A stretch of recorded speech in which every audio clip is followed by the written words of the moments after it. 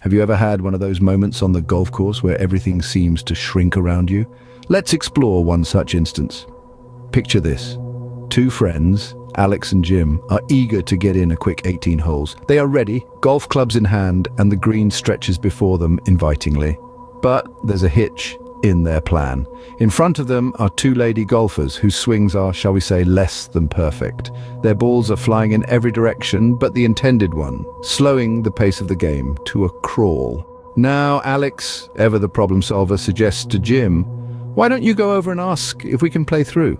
Jim, agreeable as ever, starts off in the direction of the two ladies.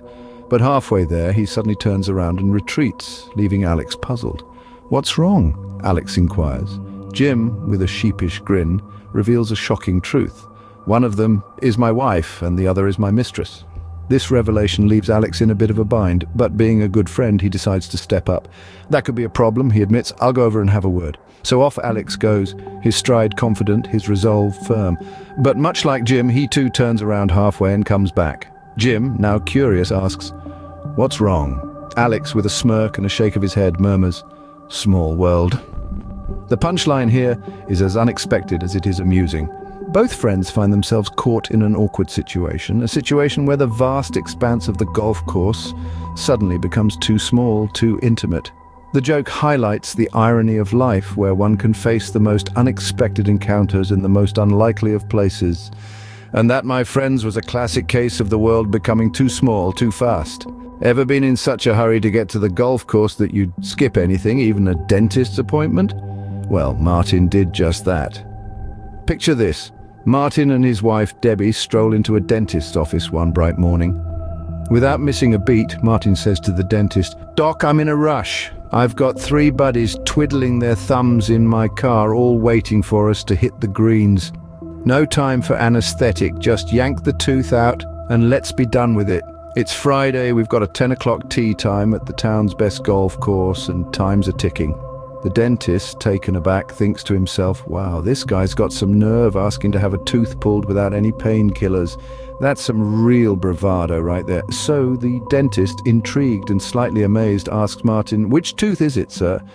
Here's where it gets interesting. Martin, without skipping a beat, turns to his wife and says, "Open your mouth and show him, dear." Can you imagine the look on the dentist's face?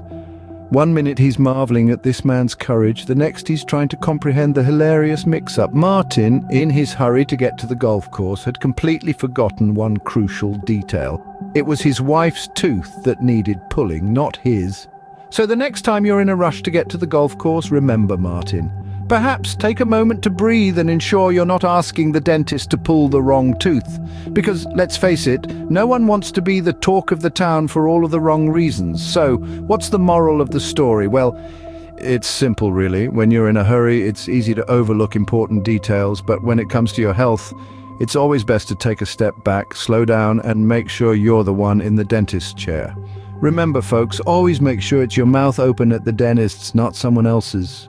Can a golf swing be so powerful that it causes an earthquake? Well, not really, but let's hear a funny story about it. Picture this, a lady golfer full of determination yet lacking proficiency. With each swing she took at the ball, dirt flew in all directions. It was as if she was digging trenches rather than playing golf.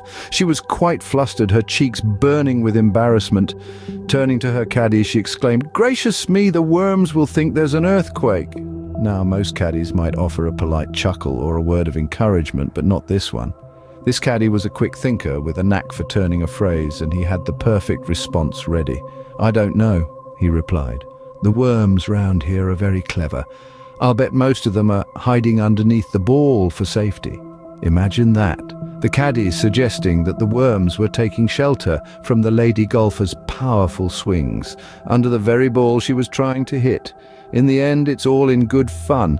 Golf is as much about the mishaps and the laughs as it is about the perfect swing or the hole-in-one. So the next time you take a powerful swing, remember the poor worms who might be taking cover. Boasting and golf often go hand in hand, but sometimes it can lead to a humorous situation.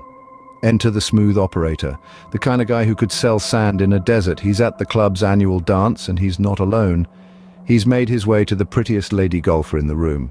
His charm is on full display, his confidence palpable. He leans in closer, a smug smile playing on his lips as he says, "You know, they're all afraid to play me." His tone is one of pride, his eyes sparkling with the thrill of his own perceived prowess. He pauses for effect before delivering his punchline. "What do you think my handicap is?"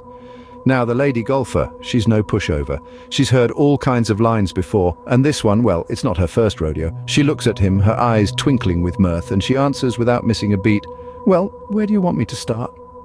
And just like that, the tables have turned. The smooth operator's smug smile fades, replaced by a look of surprise. The lady golfer's witty retort had deflated his boastful balloon, and all he could do was stare in stunned silence.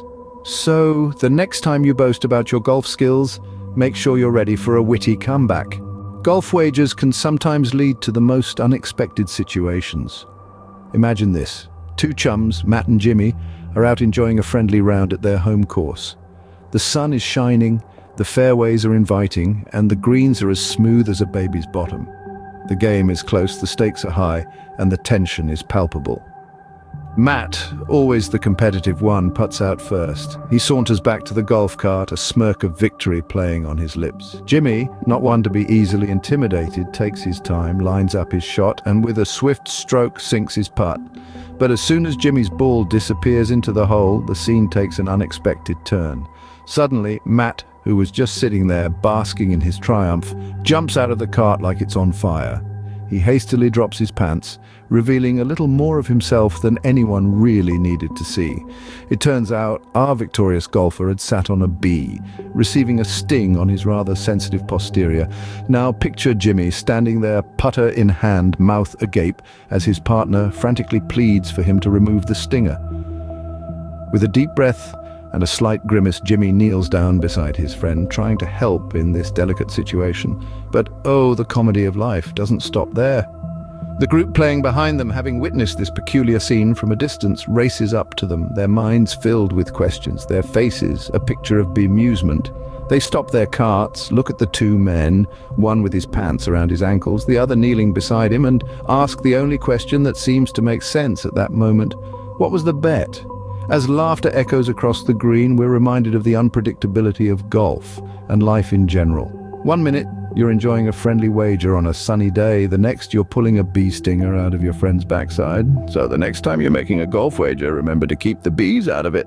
Well, that was quite a golfing adventure, wasn't it? We kicked off with Alex and Jim's hilarious encounter on the golf course. Then we witnessed Martin's amusing rush at the dentist's office, followed by the lady golfer's unique approach to golfing that left the worms shaking. Our smooth operator at the club's annual dance surely got a witty response to his boast. And who could forget Matt's bee sting incident that left everyone in stitches? Remember, golf is more than a game, it's a source of endless laughter. Until next time, keep swinging and laughing.